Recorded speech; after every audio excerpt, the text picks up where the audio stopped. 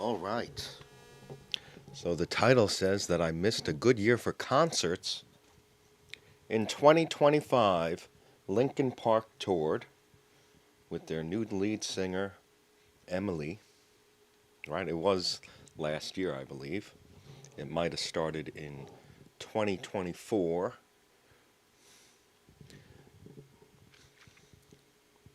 The From Zero World Tour.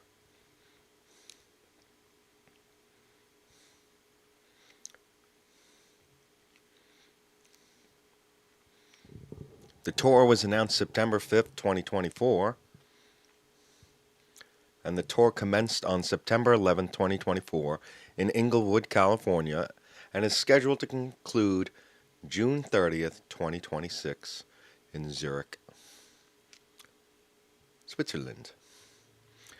This tour is the band's first in 7 years and the first without vocalist Chester Bennington, drummer and co-founder Rob Borden, and lead guitarist Brad Delson. The lattermost remains a member of the band but has stepped back from touring. I'm sorry if I mispronounce any names. Chester, has been given credit for sounding CD quality in his concerts, and of course, is one of my favorite lead singers. That's because, and that's why Linkin Park is one of my favorite bands. I'm one of these people that the lead singers make or break. There's plenty of bands that have virtuoso guitarists, drummers, bassists, keyboard players, and the lead singer just comes in and just ruins it for me. Plenty of thrash metal. I'm not a big. You'll see Metallica is in the title. I'm a big Metallica fan, one of my favorite bands of all time, but I am not a big thrash metal fan. I saw the Big Four in concert. Slayer was there. I'm not a huge Slayer fan. I'm not a big Megadeth fan, although some of their songs have grown on me. I'm not a big Anthrax fan. I don't know if Anthrax was there because Pantera, wasn't. I don't know. Maybe I don't know the history there, but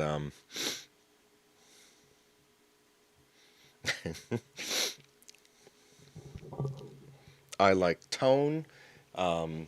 There's a famous story in my life where I printed out lyrics to a Korn album, Issues. My mother comes across and she says, "Matt, you don't feel this way, do you?" And I said, "No, Mom. I just like the music."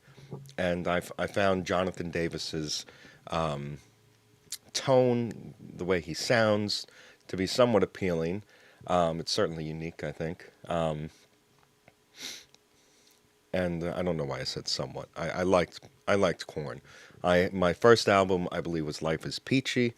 Then that was followed up by Issues. I got the original self-titled Korn album. Wasn't until later that I added Follow the Leader, which was probably the one that introduced me to the band.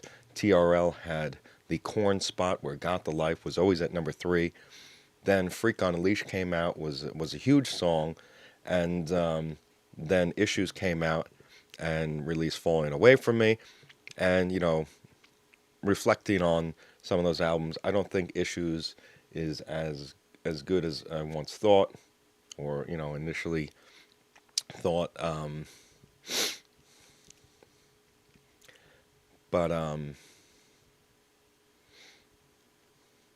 think a good example of tone, I like Corey Taylor's tone from Slipknot. He's in 2 bands. He's in Stone Sour and he's in Slipknot. And I'm not a big screaming type fan, so I guess I favor songs more in the style of Stone Sour.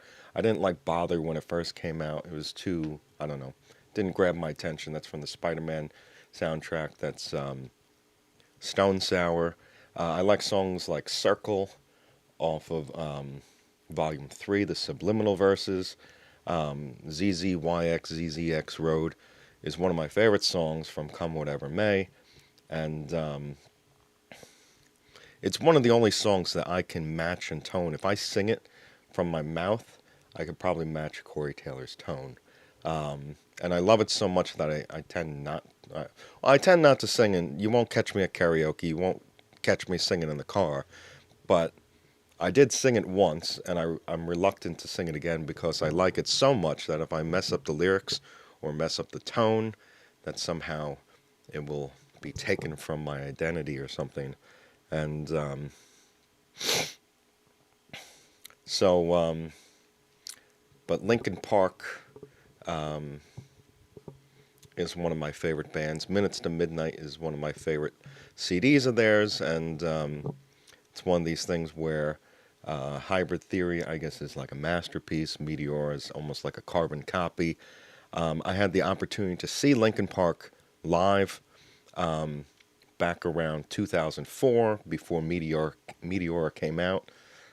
So maybe it was 2003 or something.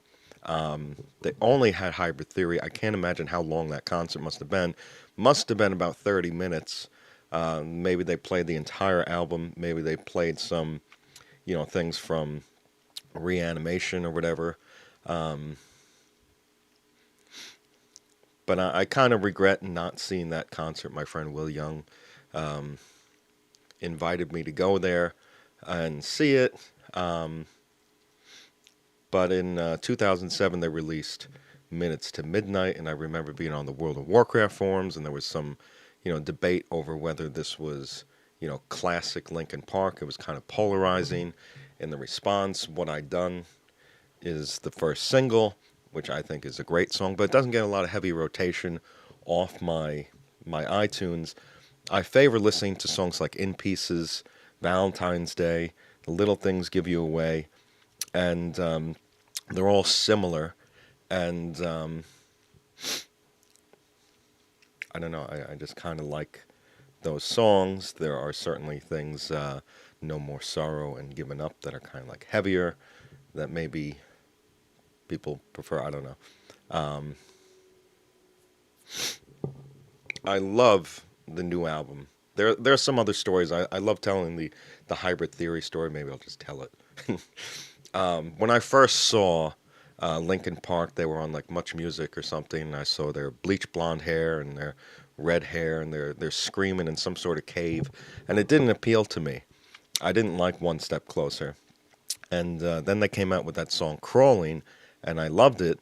And I remember on my biannual trip to Atlantic City, my father, we drove down to Atlantic City. I brought my CD player, which I typically do, and we stayed at, either, I'm sure we stayed at the Showboat.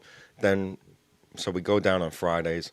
On Saturdays, we go to the valet. We get our car and we drive to Bally's, because Bally's is right by Ocean One Mall. So we park our car in the valet.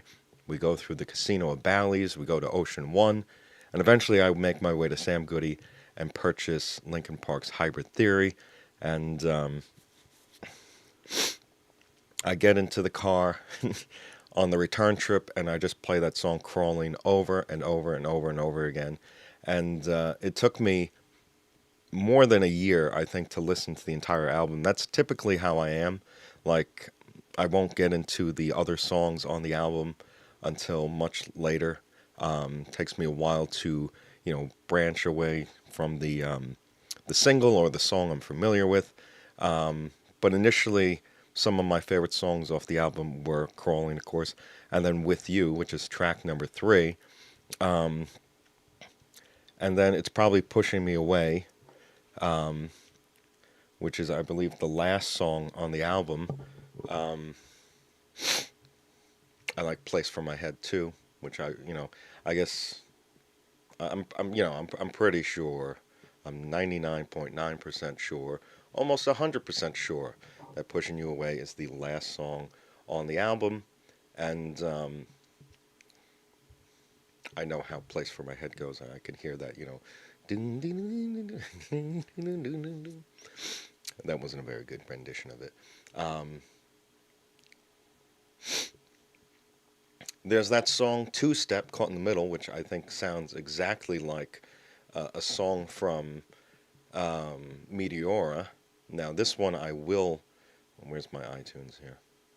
Where is iTunes?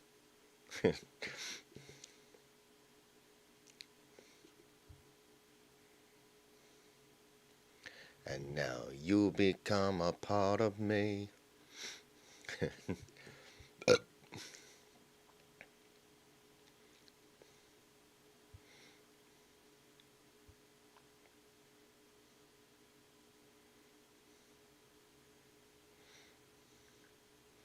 My position on Linkin Park, it's one of those bands. My friend is he's one of those people who thinks, the type of music you listen to kind of defines your maturity. And, Limp Bizkit, Linkin Park were big during my pubescent days. And I think that's one of the reasons why I'm attached to them. Not because I was immature at that time, but that's because when my musical tastes start cultivating, there's a experiment on songbirds that if you teach a songbird a song 50 days, in the first 50 days of their life, they'll be able to sing in adulthood. And if you teach it after the first 50 days, they sing nonsense in adulthood. And I thought that this might also be true of humans, where there's a critical development time where the reason why we, teach kids in, third grade or whatever to pick up a musical instrument is because that's when, the brain is shaping the neural connections associated with pitch perfect and tone and music. And there is some evidence to support that. I don't have the exact Sapolsky quote, but I believe in Behave by Sapolsky. He does mention something to support my hypothesis.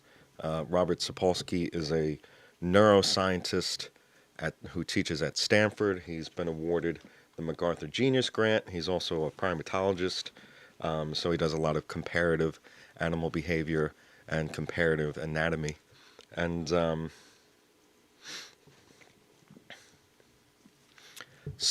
but he's in the position, he's under the belief that these bands are somehow a reflection of self, where they're immature, and they might not get heavy rotation in my current thing, just because I've been expanding my library, and I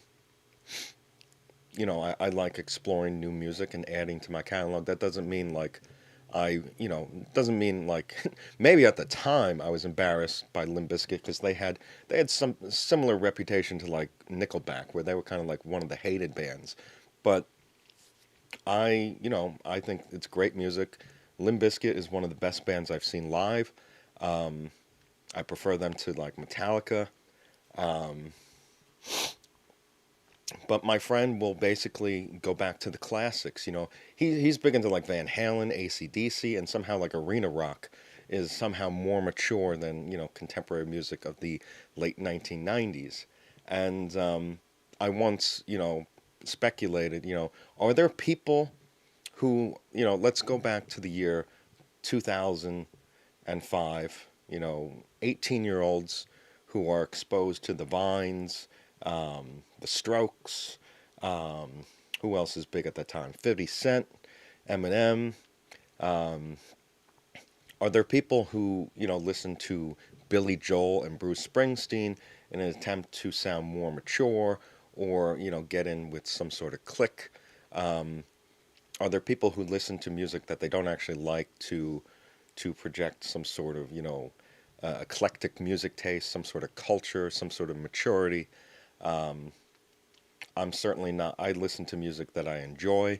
Um, it may or may not include Billy Joel and Bruce Springsteen. Um,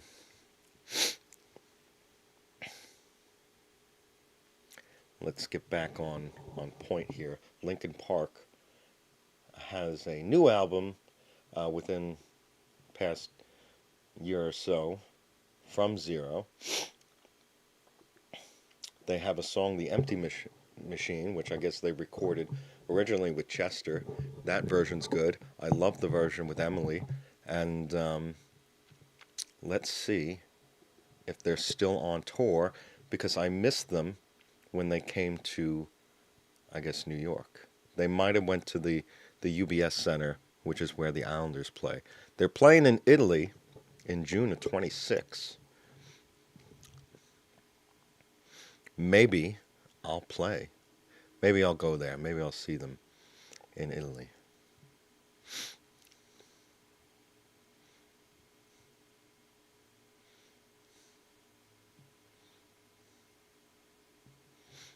Am I too old though to see music? Some people say like if you're over 30, what are you doing seeing a band? Well, I feel like when I first saw Metallica, it was full of gray beards.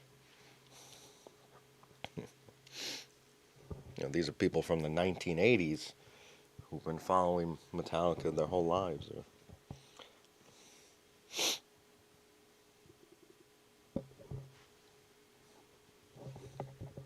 There's another tour. Metallica's pushing their new album. They were touring with one of my other favorite bands, Limp Bizkit, and there was a time where Limp Bizkit was so big, where could they potentially dethrone where Metallica would open for Limp Bizkit. Metallica opened. I'm sorry. I believe they toured together on the Summer Sanitarium tour, but that's not what I was going to say. I was going to say when I saw Limp Bizkit for the first time, they opened for Korn. I think it could have easily been the other way. They had Wes Borland was not part of the band at that time. It was Mike from Snot. Is it just Mike Smith? Does he have a? Is that his last name? I love. Results may vary. I probably wouldn't tell that to Wes Borland. It's my, you know, understanding that, that's a very sensitive period during, the history, but I think it gave, Limp Bizkit some of their better songs. Um, Let It Go is a single that they released. I don't know who was the guitarist on that. Um, there were some unreleased singles, and which include Just Drop Dead. I think Crack Addict was around that time. There's a website called thearmpit.net.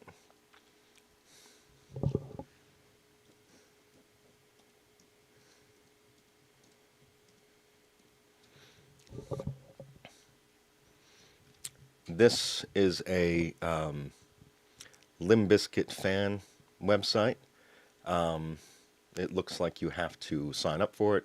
This is where I encountered some of the unreleased tracks, which include Just Drop Dead. Um, there's a song in my library, Bleed by Soulfly. Um, that has Fred Durst in it.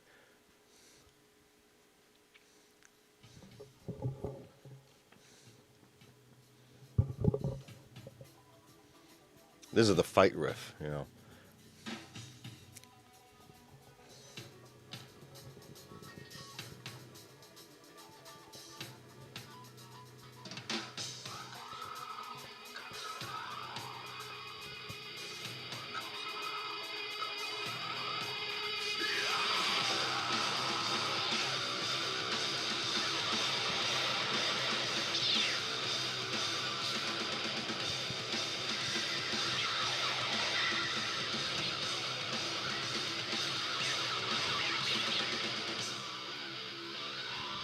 Fred Durst is not given credit on this. Usually, when bands have someone come on the track, they say featuring so and so. I'm gonna see if I can catch.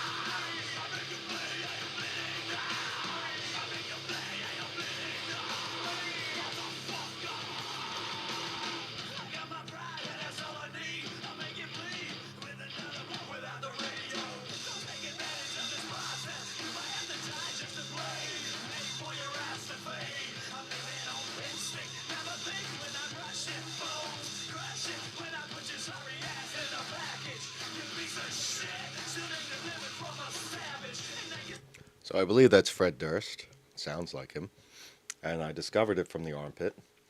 Um, but there are also some singles. I don't know if Limp Bizkit includes them on their greatest hits, but Let It Go was a single that was actually included on iTunes. I love that song. It reminds me of fond memories, or just a fond time period. When I play that song, I get my olfactory senses kick in, and I get a warm, not a warm fuzzy sensation, but I get transported back in time. It's one of those songs that does that, and some of the other songs that do that are "Black Light Burns," which is Wes Borland's solo project, and songs like "Cruel Melody." I guess, some people are mad at Metallica for releasing a video one from Injustice for All. I guess, and there's like some sellout vibes. I guess I was kind of disappointed when I heard "Stop a Bullet" on a Call of Duty commercial. Um,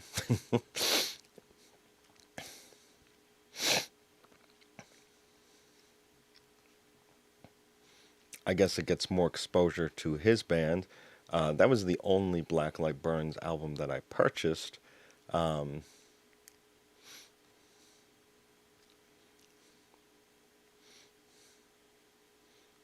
but That's probably because he came back to Limp Bizkit with the One, Unquestionable Truth Part One, maybe about a year or so after. Um, there's a picture on the internet somewhere with a skeleton waiting for the next Dylan Francis album. That's kind of how I felt, waiting for the next Limp Bizkit album. I was constantly on the Armpit website waiting for the next album to drop, and of course, they finally did with the Unquestionable Truth Part 1. Um,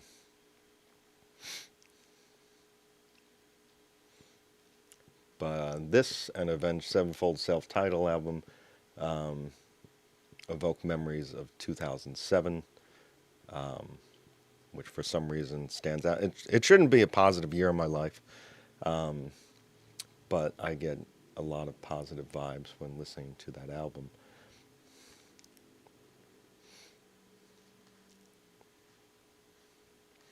I feel like I'm talking faster than my thought process is catching up to me. Maybe because I'm just so enthused, so ecstatic about music. Here's something that doesn't get me excited. Metallica's upcoming tour dates. I love Metallica. They take up most, they have the most real estate on my iTunes. So back in the day, I had an iPod. My first iPod was around 2004 or something when they released the second or third edition iPod that includes Windows support. Originally, the first iPad was only Mac support. I didn't have a Mac at the time, and that's when Macs were really cool. And eventually, I got like a 60 gigabyte um, iPod. They might have been more. I think eventually I had like an 80 or 121. Um, and I had about 278 Metallica songs, and I probably could have had more. So this includes Live Shit and Binge. It includes the Madly in Anger tour, two live versions from Nassau Coliseum. One they played I Disappear, one they played Dyer's Eve. I think they played Metal Militia at one. They didn't close with Seek and Destroy. This is before the encores was like exclusively Seek and Destroy. They opened with Blackened, I'm pretty sure, both nights, and I went to both nights and I purchased both versions. It included some S&M, I believe, um, Master of Puppets, Kill 'Em All, Ride the Lightning, and Justice for All, the Black Album, which is Metallica's self-titled album, some Load and Reload. I don't have those. I've never owned those albums. I've only had certain singles, and Garage Incorporated I had, and but now Metallica does a thing where they come out with a new album. I do have Death Magnetic too, and Death Magnetic I guess started this trend where on the Death Magnetic tour they decide to play basically the entire album. So they're going on tour to promote their new stuff, and the last I didn't really hear the newest album, but I heard one song and it didn't really appeal to me. Um, they have enough, I think, songs in their catalog where there can be variety from one show to another. Um, but I think they have to play One, they have to play Enter Sandman, they have to play Master of Puppets, and I'm okay with you not playing Enter Sandman. Um,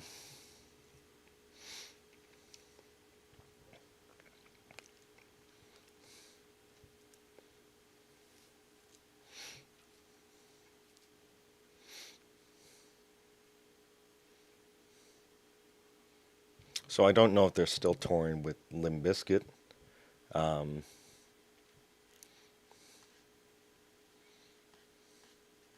I don't know if Limp Bizkit's going to be touring anymore, given the situation with that band. I'm not going to talk too much about it. Um,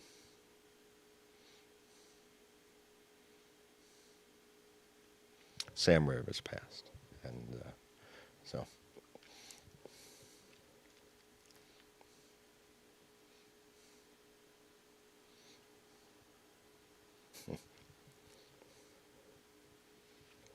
Limp Bizkit was John Otto, Sam Rivers, Wes Borland, Fred Durst, and DJ Lethal, who I'm sure has a real name, and I'm sure I've heard it somewhere in the past. But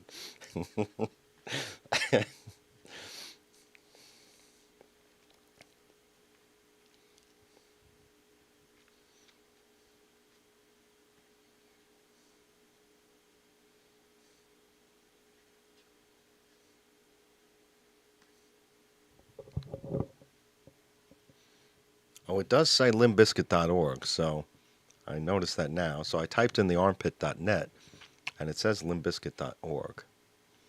I must have. I don't know if how much I contributed to the site. I was more of a lurker rather than a contributor to a lot of websites. Um,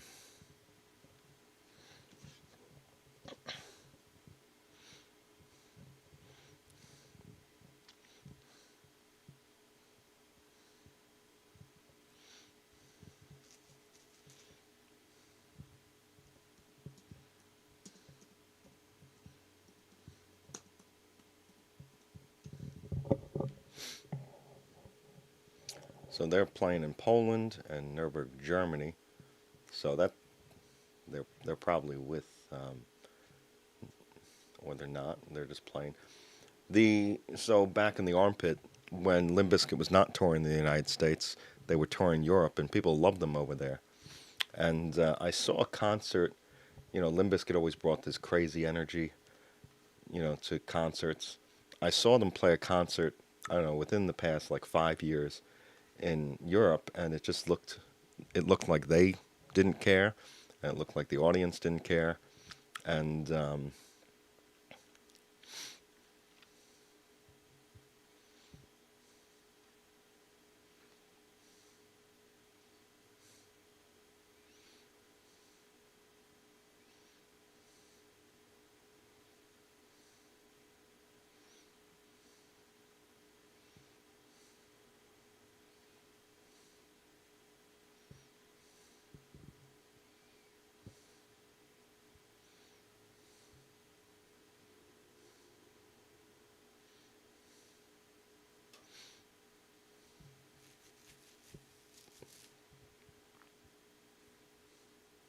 I once posted concert tickets. I went to see Limp Bizkit, I guess circa 2013, and I had a Facebook at this time.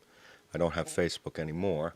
And I posted the tickets, and my friend Will Young says, "Oh yeah, I remember that concert." And like I think there was a moment of realization where he says, "Oh no, that's not Back to Basics. That's not 2003. That's a new concert. That's very sad. He's still listening to Limp Bizkit, 2013. What a sad life."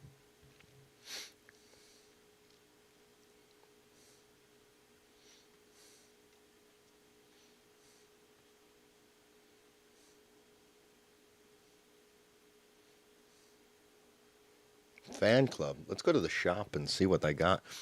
So I'll see if they have the vinyl. What's a black box? What is this? And Justice for All Platinum Award plaque signed. Then they had the Black Album 30th anniversary. I would prefer this one. Let's buy this. Fifth member exclusive. How do I become a fifth member? Jason, you're too fucking metal.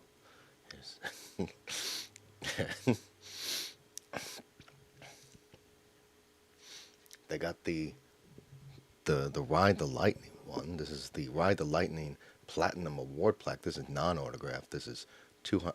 I have a lot of Ride the Lightning. I used to think that this electric chair was a microphone back in the day, and somewhere on my Amazon shopping list,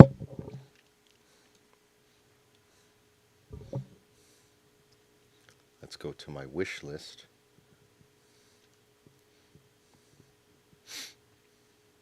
So I got Halsey up there.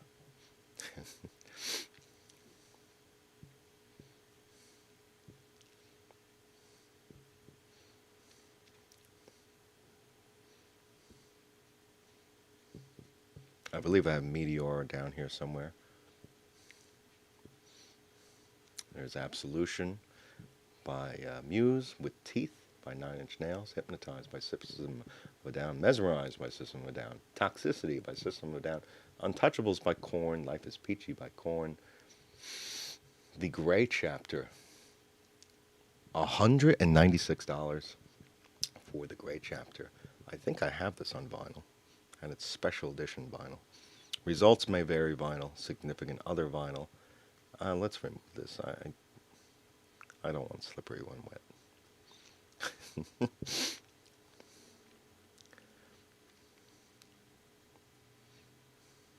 I think I have this on vinyl.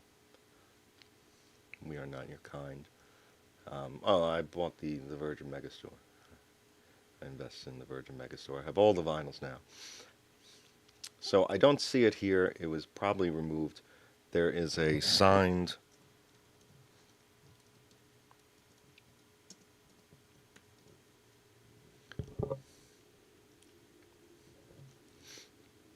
they had an autographed version of Harvester of Sorrow, and it was going for over $1,000.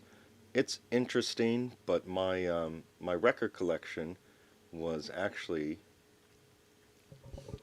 started from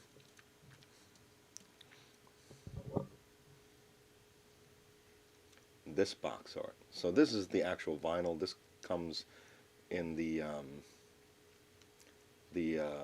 Ride the Lightning Special Edition Collector's Box. So there's a Creeping Death EP where the box art, similar to these boxes here, is this Creeping Death logo. That's very dark here. And I thought that looked cool. So my mother got it for me for Christmas once. Unfortunately, it was damaged in transport when I moved from Colorado to New York. But I wound up buying the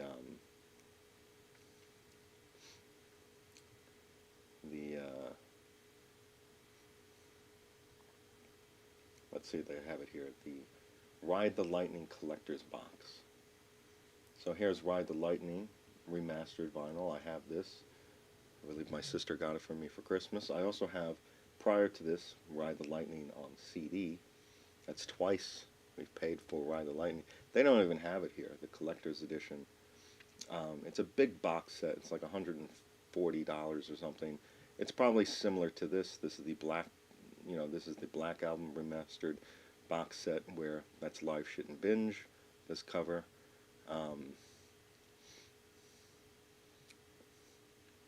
Live at Seattle, I don't know. Live at Seattle. They open with Enter Sandman. After playing the Ecstasy of Gold, they also have one where they play Blackened. I think at Seattle they play Blackened. The CD version they play Enter Sandman. The video version, the DVD version, they play Blackened at the open.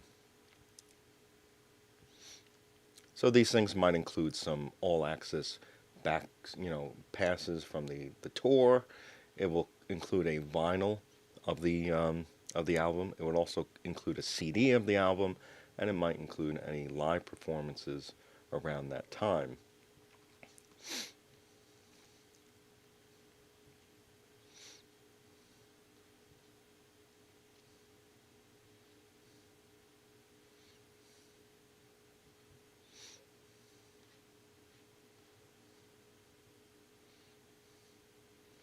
You can also get digital downloads. Let's say Master of Puppets Remastered Deluxe Box Set digital download. So I have a thing where I can convert vinyl to digital. Um, but I've paid for some digital things, and there's also iTunes Match. I wouldn't pay $150 for a digital download. Um, why would it be 150? What do you get for 150 bucks? You get you can get FLAC lossless, so maybe it's just better audio quality. But if you listen to Apple lossless, you're getting it at a very good rate. Um,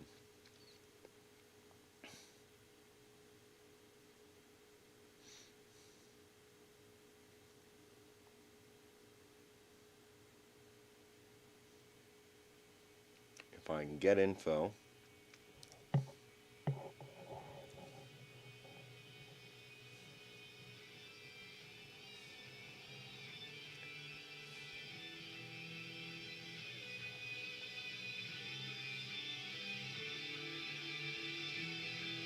they have it as AAC audio. It's Apple Digital Remaster. Many of the songs on my Apple are listed as Apple lossless.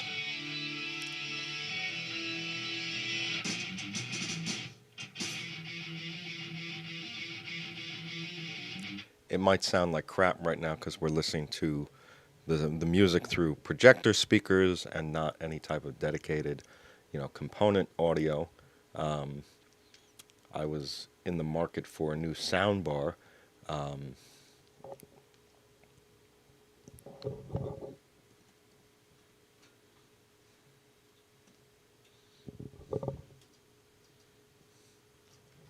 I was recommended this, the Dion. Um, there's a problem with it. One, it's black. Two, it's a sound bar. And three, I haven't heard of it. Or I haven't heard it in person. So to go in and just buy something without hearing it, oh well, you can return it within the 30 days. Yeah, and then you get flagged for abusing the return policy. I'll pass.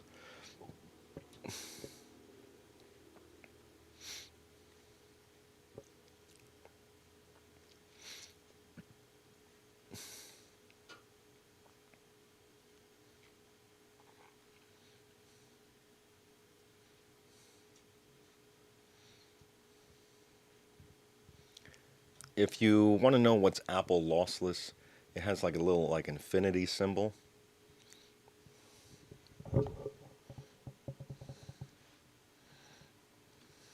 I'm pretty sure Ghost has it.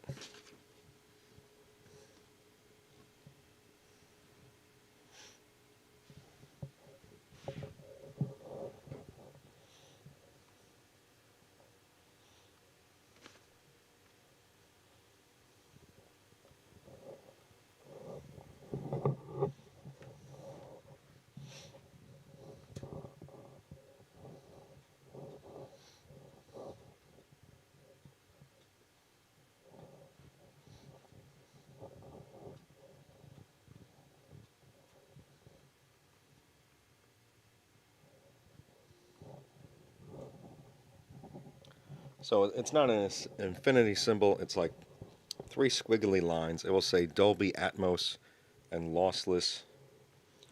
And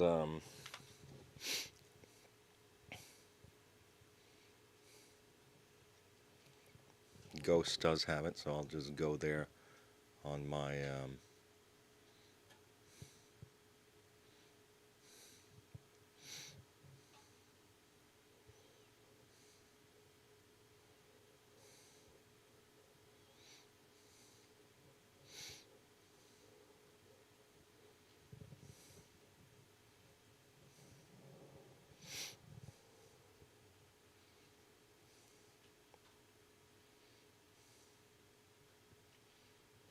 So it says here Dolby Atmos lossless audio, AAC audio.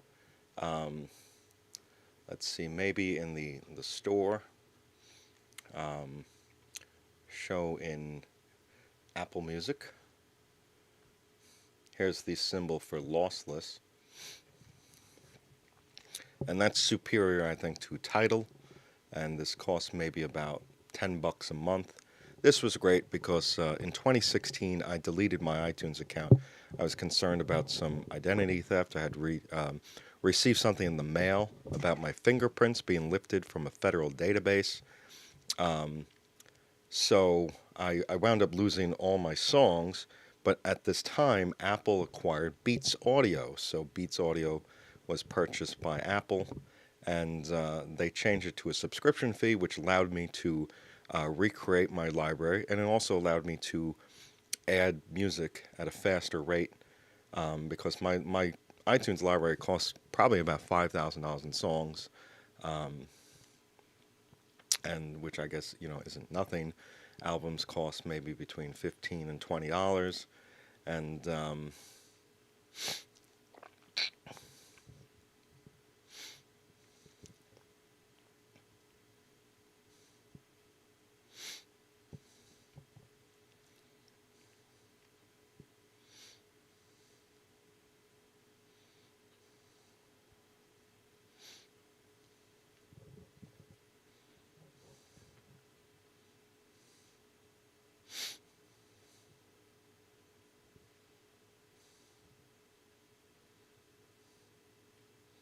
Justice for All Platinum Award plaque signed. It's signed by. It sold 8 million copies of the Black and Recordings album and Justice for All. I never knew there is their label Black and Recordings. I didn't know that. It's 2 million off from going diamond. Now, if they sell 2 million more copies, yeah, I guess because I'm recalling a situation where Deadmau5, many years after releasing Ghosts and stuff, received a gold record because I guess people. The problem with Deadmau5 is I think if I walk into FYE, there's no CD for random album title or for lack of a better name and stuff, and to get it on vinyl, you need like a special custom order. So the only way to get it was digital download. Of course, I have purchased those songs. Um, the Meowingtons Hacks tour, and those albums just mentioned, which include I Remember. I even purchased it again. So if I go to my account here and I go to purchase music,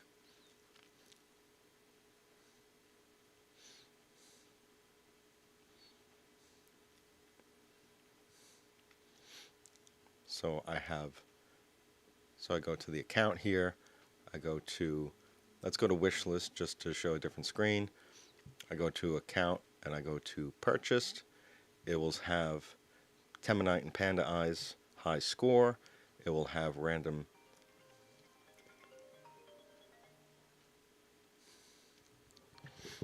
There's a phone ringing.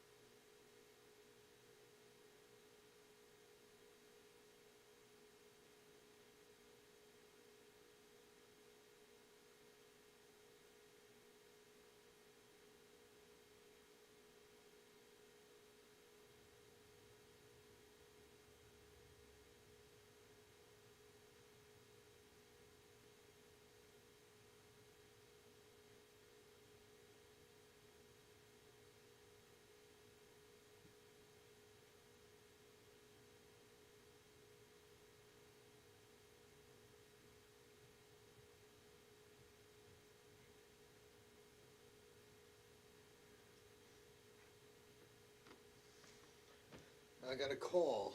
I got a phone call from somebody else. From somebody else. From someone.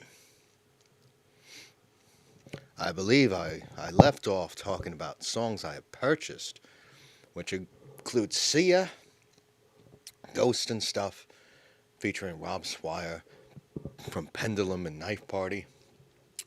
Ghost and Stuff, the instrumental, I Remember, and High Score. And so I had originally purchased these songs on an old iTunes account around October of 2010. And that iTunes account was Insomniac1632 at AOL.com, which I later changed to SenseiLoot at gmail.com.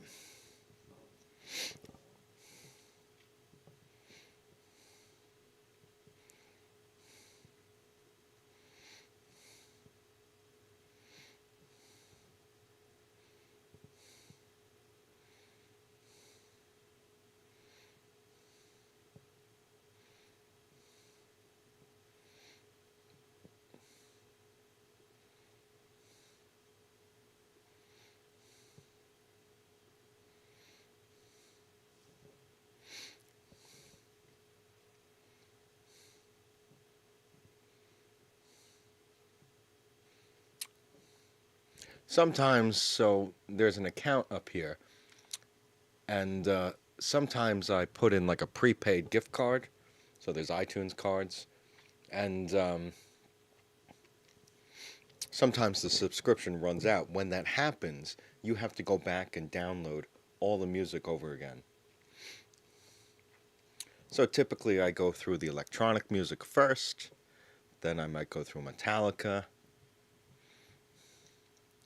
But this is not a complete reconstruction of my original iTunes library, and I don't know if it would be prudent to omit certain things from my library. Hello?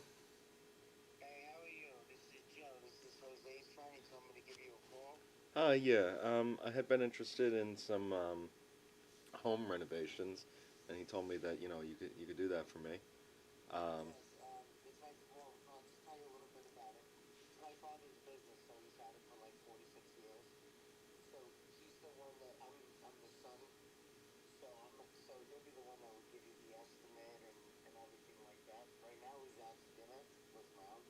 mhm.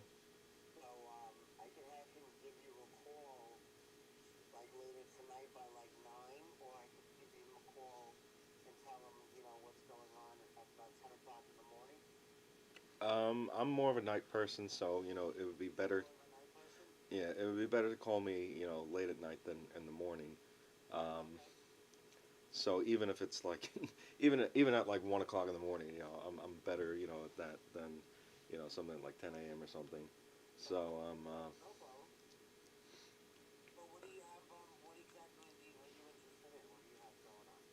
okay, so I have a garage that's unfinished. I was kind of interested in doing that. There's a room. I'm not sure if I would have you guys do this because my father, while I was in prison, had somebody come in and do a quote for what I call the cathedral room, and they gave a quote of like $1,000 to paint it. Now that seemed incredibly low because I've had multiple people already give me quotes. I had Certapro come in and give a quote of about 4,400, and I had some other guys come in, and they gave me a quote I think about 2,900, and they said it wasn't that the job was too low for them to even do. Like it wasn't a priority for them. So when someone came in with a quote of 1,000, it sounded too good to be true, and I was even concerned that the quality, like if I paid $1,000, am I going to have to pay to have this redone anyway? Um, he was scheduled to come in here the week that we had the snowstorm, so he canceled. But then I have some other projects. I have a bathroom that potentially needs renovations, and I also have a kitchen that has some black mold that I would like to renovate. But these are things that they're kind of like I'm non-committal because I don't know how long I want to stay here. I'm in the process of seeking my Italian citizenship, and um, so I'm not sure how much equity I want to put into the home if I plan on leaving it anyway. But if you want to come in and give me a quote, um, that might, um, I know my father said, he was thinking about, putting like $50,000 in the home. I said I feel more comfortable if I put in my own equity, um, just because it kind of gives me the feeling that he's putting money in to sell it. I inherited this home, so um, that's kind of where I stand. I was telling Jose like I just took a killing in silver where I lost like $20,000 I guess last week where silver went down. Um, So I would have to liquidate some of those assets to pay for this project. I had received a quote for the kitchen for about 17,000 for like an island, new cabinets and whatnot. I just replaced the appliances not that long ago. Um, so I think the job that I'd probably be most interested in is finishing the garage. Because I feel like that's wasted space. It's like a dirty place that has holes that are entry points for squirrels and I guess there was a draft that a pipe burst and I had a room flood. Um, so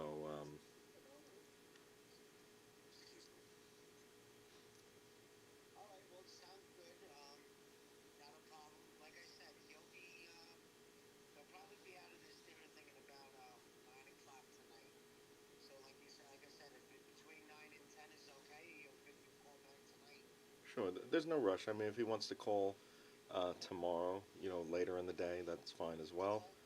So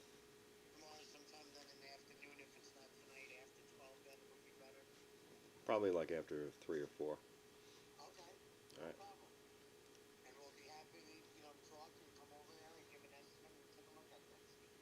Okay, great. Thank you. All right, thanks. Have a good night. Bye.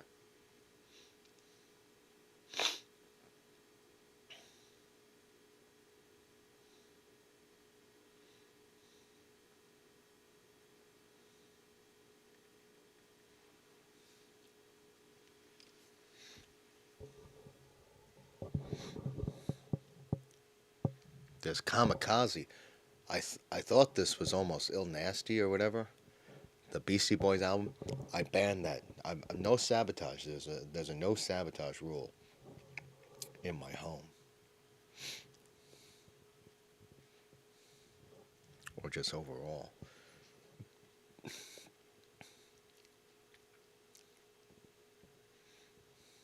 So I was mentioning how this is an incomplete reconstruction of my library, and would it be prudent for me to attempt to reconstruct my library as it was, even if I don't listen to the songs, because music space right now is so like I don't have to have the song physically on my device; it can stay in the cloud storage, and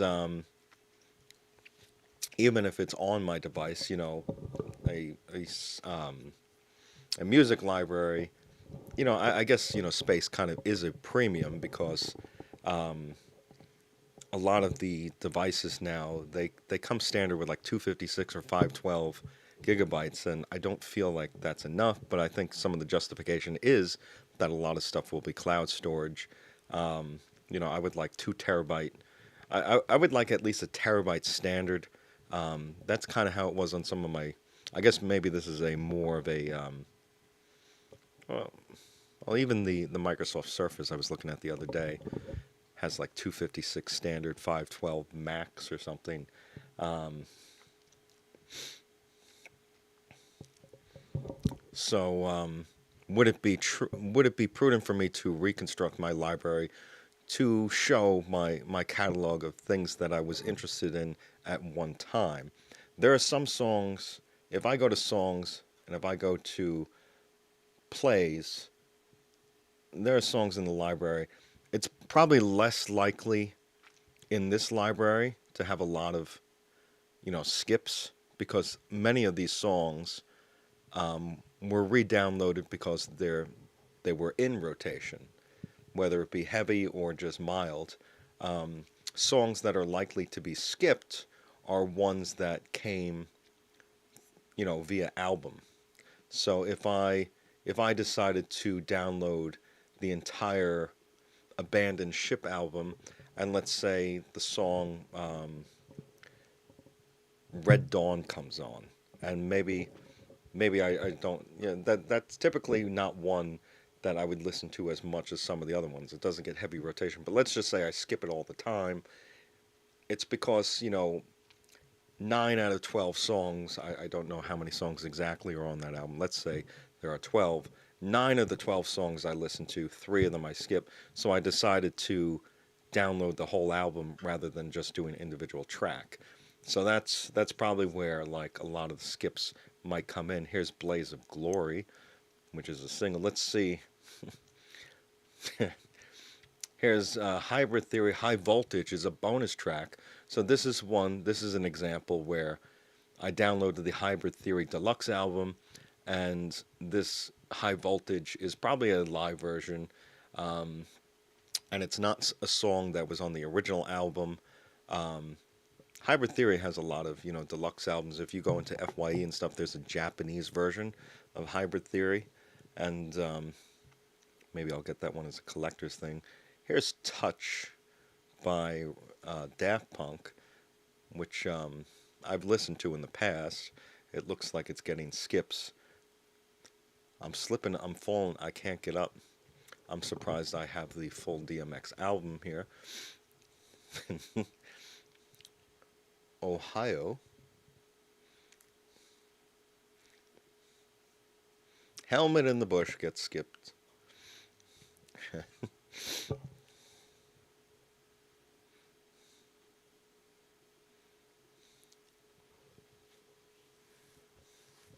Children of the Corn featuring, is it Method Man or Ice Cube? It's Ice Cube.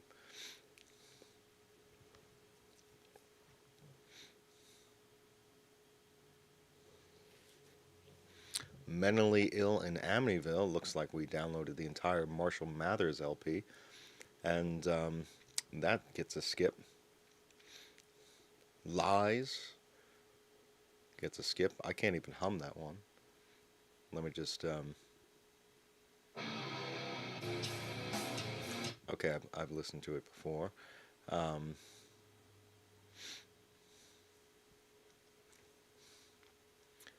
Death Because of Death. Slipknot. We Are Not Your Kind. I tell you, We Are Not Your Kind. There's a one that goes, we are not your kind. I don't know what song that is.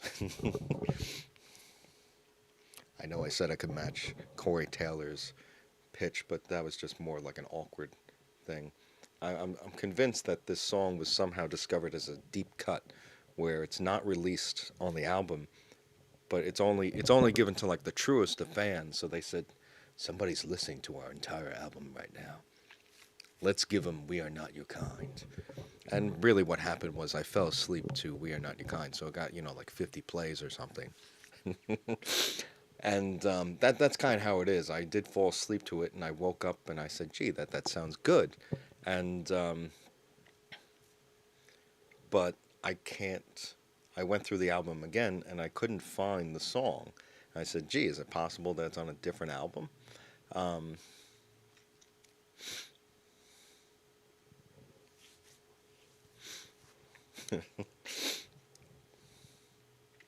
Vicinity of Obscenity.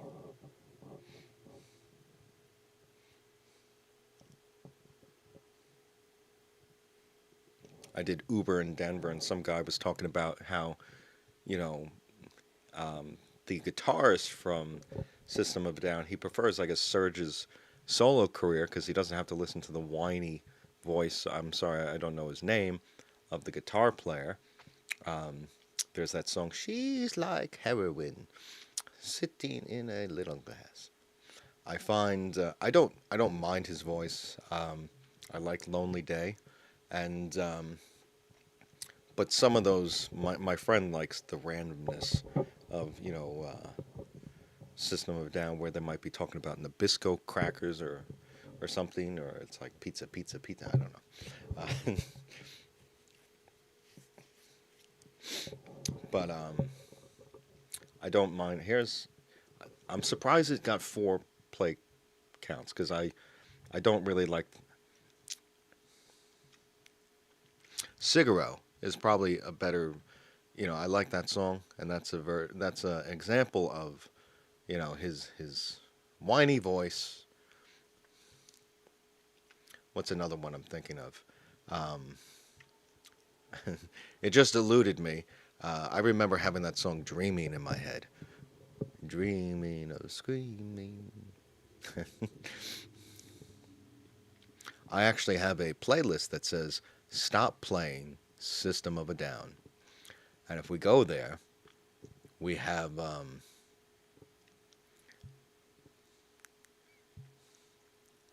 we'll find the song that I'm talking about, right?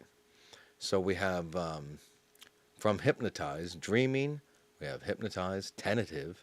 We have Lonely Day, Soldier Side, Bring Your Own Beer, right? BYOB, Revenja.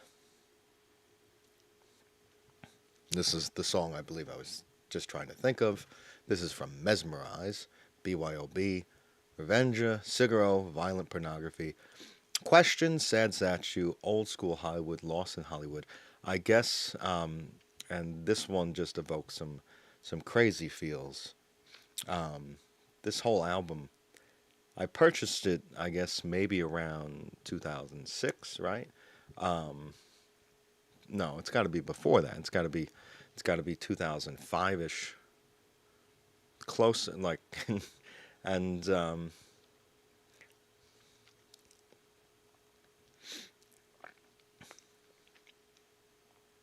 it's clear which one I consider the better album. Mesmerize is better than Hypnotize. Um,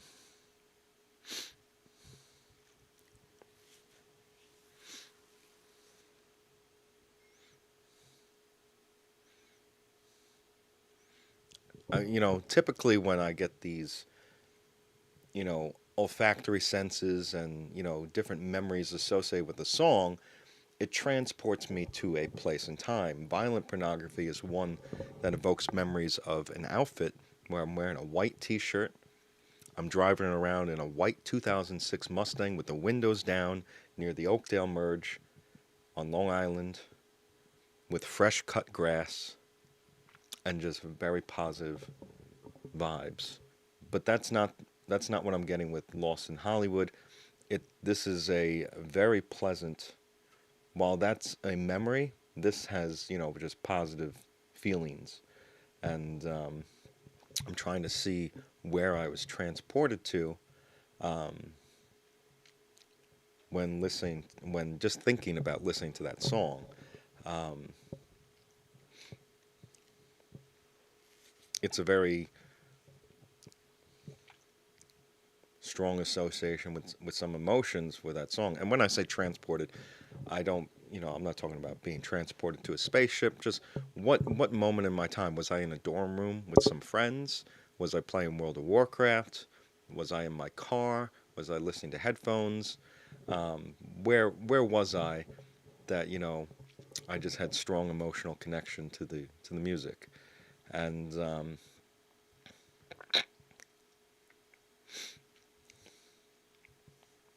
it seems, I don't know if it was because I was the age of 20 in 2007 that I have a lot of strong connections to the music at that time, but that's kind of how it is. And let's see. There was also a Billie Eilish tour. I miss Billie Eilish. She played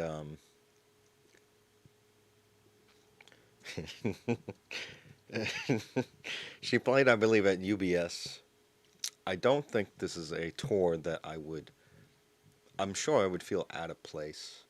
I'm sure it would be a lot of, young girls, and I'm a 40-year-old male, but I'm a big Billie Eilish fan. Um,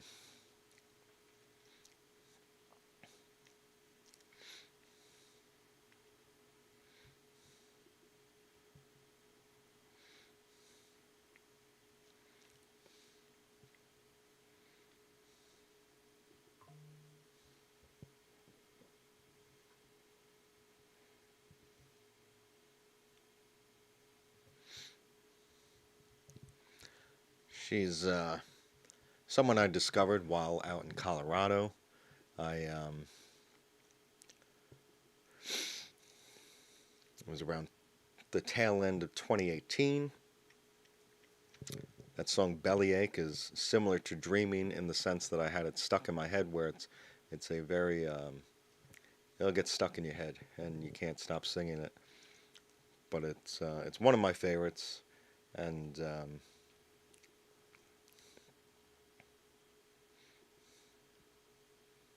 it doesn't look like it looks like her tour has ended. Perhaps her career is over because she won a Grammy, and people who win Grammys aren't very good at music. I think, right? Isn't that the rule? If you won a Grammy, you're wait. Where do you get? Because think about it. Your favorite artist has never won a Grammy, right? That's the rule. Metallica, greatest band of all time. When have they ever won a Grammy? I'm sure they have by now. Well, let's see. Metallica Grammy.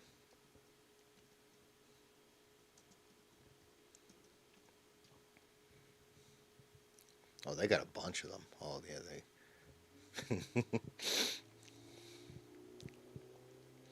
they. The thing was the lore behind this is they lost to Jethro Tull or something. Who plays a flute, and